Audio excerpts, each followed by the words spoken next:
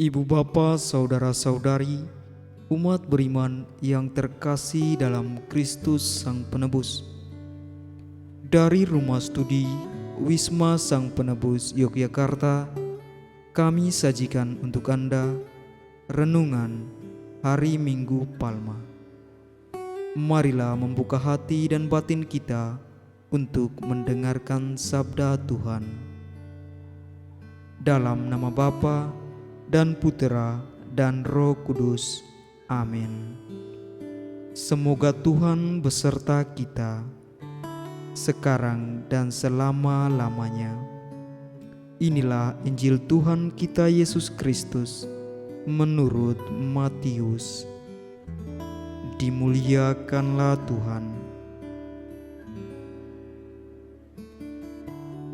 Lalu Yesus dihadapkan kepada wali negeri, dan wali negeri bertanya kepadanya, "Engkaukah raja orang Yahudi?" Jawab Yesus, "Engkau sendiri mengatakannya." Tetapi atas tuduhan yang diajukan imam-imam kepala dan tua-tua terhadap dia, ia tidak memberi jawab apapun. Maka kata Pilatus kepadanya, "Tidakkah engkau dengar betapa banyaknya tuduhan saksi-saksi ini terhadap engkau?"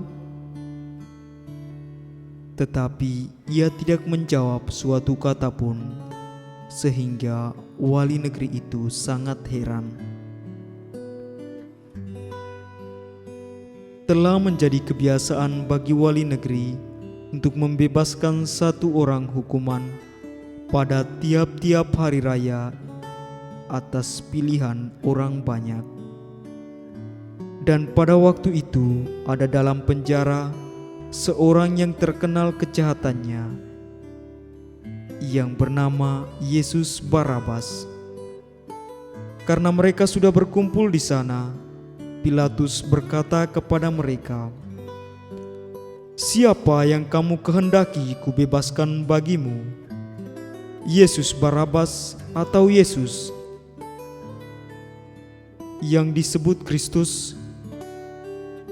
Siapa yang kamu kehendaki kubebaskan bagimu? Yesus Barabas atau Yesus yang disebut Kristus?" Ia memang mengetahui bahwa mereka telah menyerahkan Yesus karena dengki. Ketika Pilatus sedang duduk di kursi pengadilan, istrinya mengirim pesan kepadanya, "Jangan engkau mencampuri perkataan orang benar itu, sebab karena dia aku sangat menderita dalam mimpi tadi malam." Tetapi oleh hasutan imam-imam kepala dan tua-tua, orang banyak bertekad untuk meminta supaya Barabas dibebaskan dan Yesus dihukum mati. Wali negeri menjawab dan berkata kepada mereka, "Siapa di antara kedua orang itu yang kamu kehendaki kubebaskan bagimu?" Kata mereka, "Barabas." Kata Pilatus kepada mereka, "Jika begitu, apakah yang harus kuperbuat dengan Yesus yang disebut Kristus?" Mereka semua berteriak, "Ia harus disalibkan." Katanya, "Tetapi kejahatan apakah yang telah dilakukannya?" Namun mereka makin keras berteriak, "Ia harus disalibkan." Ketika Pilatus melihat bahwa segala usaha akan sia-sia, malah sudah mulai timbul kekacauan, ia mengambil air dan membasuh tangannya di hadapan orang banyak dan berkata, "Aku tidak bersalah terhadap darah orang ini. Itu urusan kamu sendiri."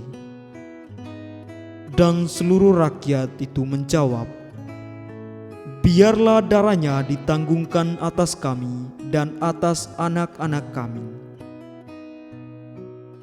Lalu ia membebaskan Barabas bagi mereka, tetapi Yesus disesanya, lalu diserahkannya untuk disalibkan.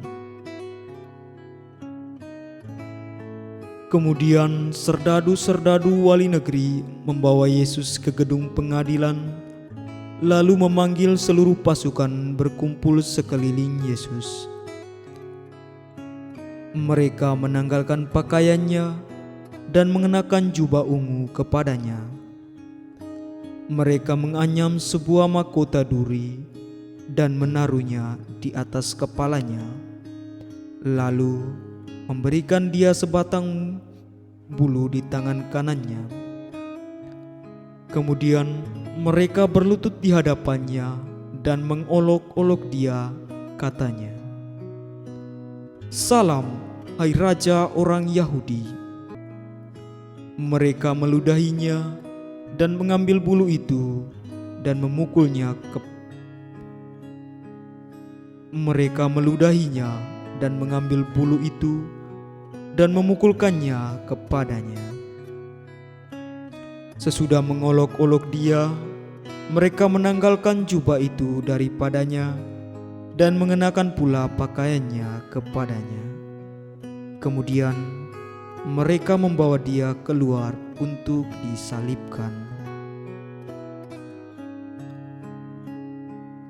Ketika mereka berjalan keluar kota, mereka berjumpa dengan seorang dari Kirene yang bernama Simon. Orang itu mereka paksa untuk memikul salib Yesus. Maka sampailah mereka di suatu tempat yang bernama Golgota, artinya tempat tengkorak. Lalu mereka memberi dia minum anggur bercampur empedu. Setelah ia mengecapnya, ia tidak mau meminumnya. Sesudah menyalibkan dia, mereka membagi-bagi pakaiannya dengan membuang undi. Lalu mereka duduk di situ menjaga dia. Dan di atas kepalanya terpasang tulisan yang menyebut alasan mengapa ia dihukum. Inilah Yesus, Raja orang Yahudi. Bersama dengan dia disalibkan dua orang penyamun, seorang di sebelah kanan dan seorang di sebelah kirinya. Orang-orang yang lewat di sana menghujat dia, dan sambil menggelengkan kepala mereka berkata, "Hai engkau yang mau merubuhkan bait suci dan mau membangunnya kembali dalam 3 hari, selamatkanlah dirimu. Jikalau engkau anak Allah, turunlah dari salib itu." Demikian juga imam-imam kepala bersama ahli-ahli Taurat dan tua-tua mengolok dia, dan mereka berkata, "Orang lain ia selamatkan, tetapi dirinya sendiri tidak dapat ia selamatkan. Ia Raja Israel? Baiklah ia turun dari salib, dan kami akan percaya kepadanya. Ia menaruh harapannya pada Allah. Baiklah Allah menyelamatkan dia, jikalau Allah berkenan kepadanya. Karena ia telah berkata, 'Aku adalah anak Allah.'" Bahkan penyamun-penyamun yang disalibkan bersama-sama dengan dia mencelanya demikian juga. Mulai dari jam 12, kegelapan meliputi seluruh daerah itu sampai jam 3. Kira-kira jam 3 berserulah Yesus dengan suara nyaring, "Eli, Eli, lama sabatani?" Artinya, "Allahku, Allahku, mengapa engkau meninggalkan daku?" Mendengar itu, beberapa orang yang berdiri di situ berkata, ia memanggil Elia. Dan segeralah datang seorang dari mereka. Ia mengambil bunga karang, mencelupkannya ke dalam anggur asam, lalu mencucukkannya pada sebatang bulu dan memberi Yesus minum. Tetapi orang-orang lain berkata, "Jangan, baiklah kita lihat apakah Elia datang untuk menyelamatkan dia." Yesus berseru pula dengan suara nyaring, lalu menyerahkan nyawanya. Dan lihatlah, tabir bait suci terbelah dua dari atas sampai ke bawah, dan terjadilah gempa bumi, dan bukit-bukit batu terbelah, dan kuburan-kuburan terbuka, dan banyak orang kudus yang telah meninggal bangkit. Dan sesudah kebangkitan Yesus, mereka pun keluar dari kubur, lalu masuk ke kota kudus dan menampakkan diri kepada banyak orang. Kepala pasukan dan prajurit-prajuritnya yang menjaga Yesus menjadi takut ketika mereka melihat gempa bumi dan apa yang telah terjadi, lalu berkata, "Sungguh, ia ini adalah Anak Allah." Demikianlah Injil Tuhan. Terpujilah Kristus.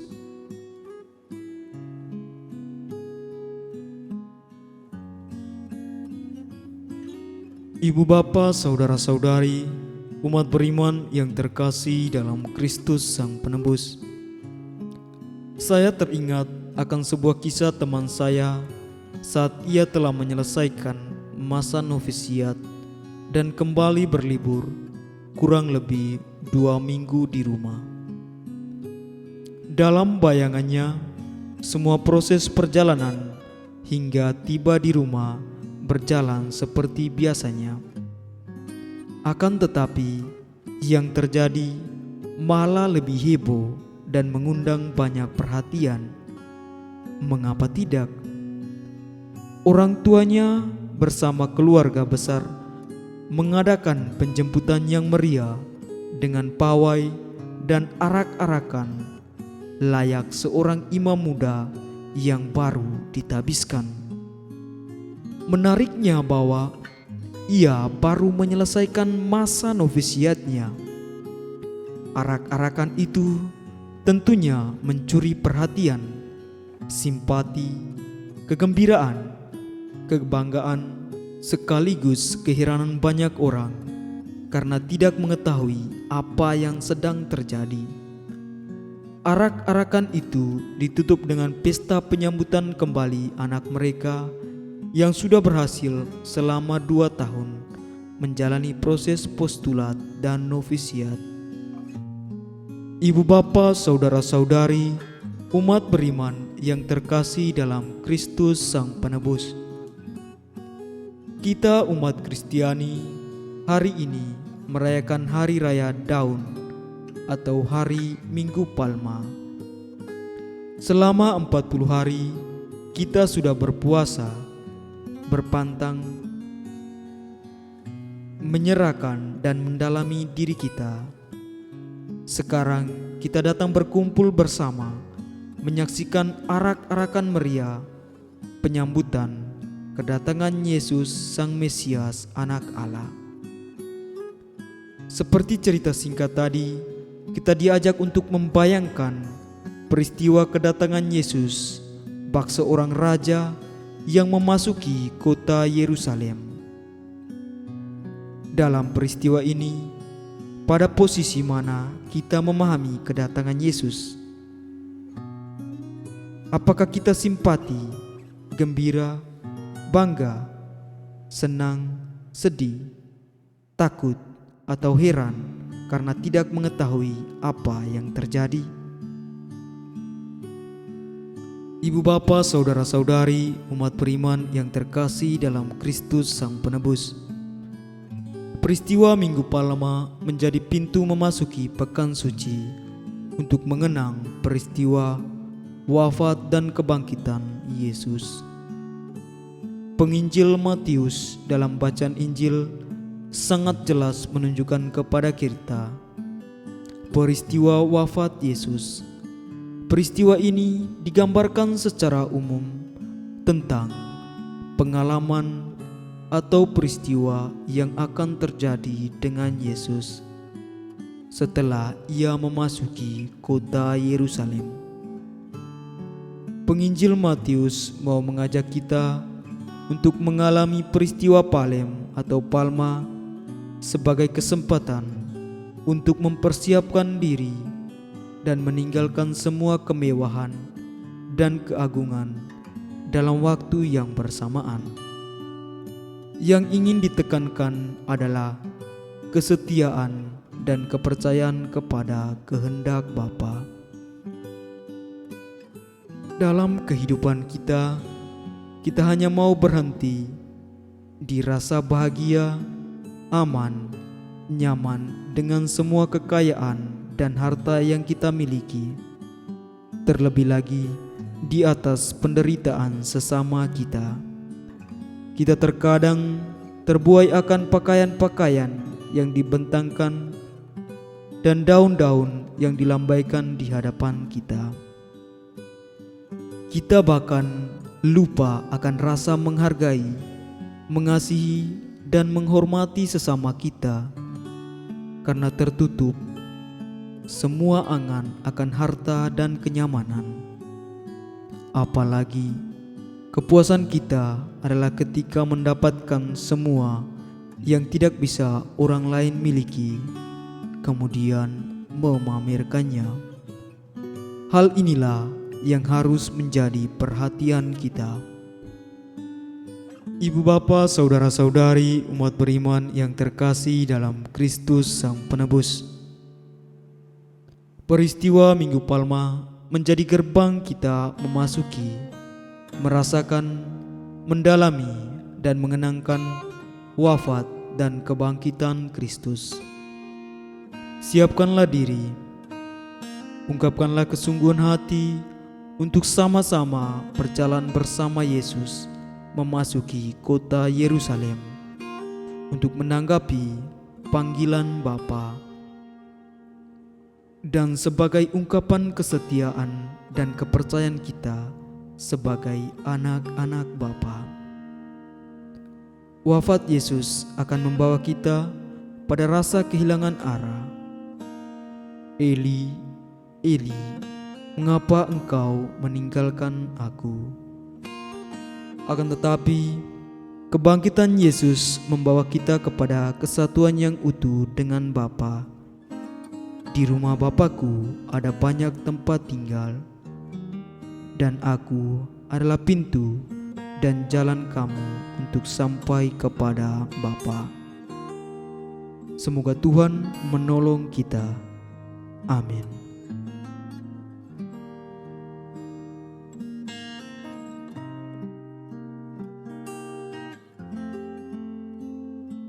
Marilah kita berdoa.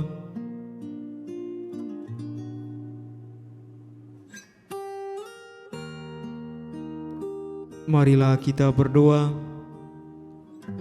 Allah Bapa yang Maha Rahim, dengan gembira kami telah menerima Putra-Mu di tengah-tengah kami sebagai santapan rohani bagi kami. Kami mohon, kuatkanlah kami dalam memanggul salib kami masing-masing dan terus mengikuti jejaknya menempuh jalan penderitaan menuju kebangkitan yang mulia. Sebab Dialah Tuhan dan pengantara kami. Amin. Dalam nama Bapa dan Putra dan Roh Kudus. Amin.